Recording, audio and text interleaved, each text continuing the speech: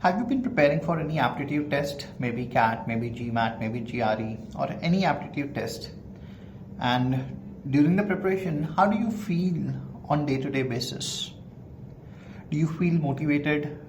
Do you feel relaxed? Or most of the time you stay in anxiety mode? This is the story of one of my students. So she had her exam on last Friday, but 2 days before the exam date, she postponed her date for another 10 days. So I asked her, why did she postpone the test? So she said that I was not, feeling confident about the test. I said, okay, but in the mock tests, in most of the mock tests, she was scoring 695 plus.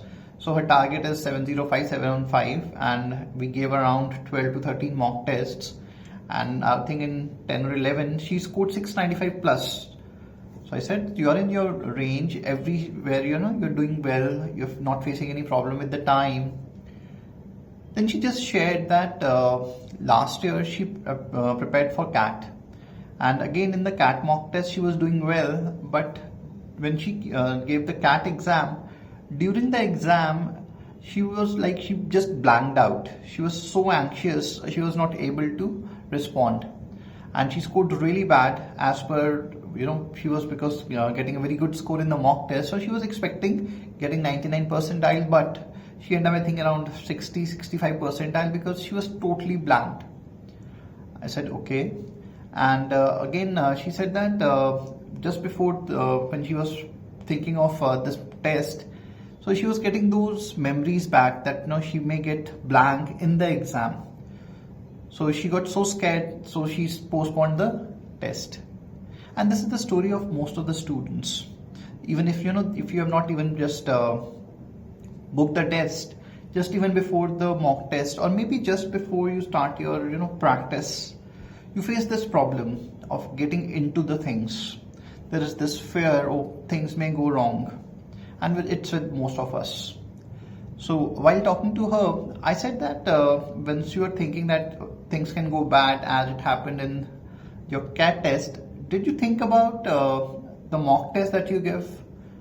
She said no. I said you give around 12 to 13 mock tests, and in all the mock tests you were getting 695 plus.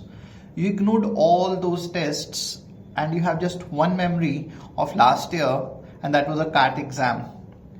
So understand the pattern of the mind, because we are so much focused on the negative. So if you're focused on the negative, or your confidence will definitely go down. But if you focus on your positives or your strengths or your successes, your confidence level goes up. And it has nothing to do with your knowledge, nothing to do with any practice. Everything is related to where you are focusing.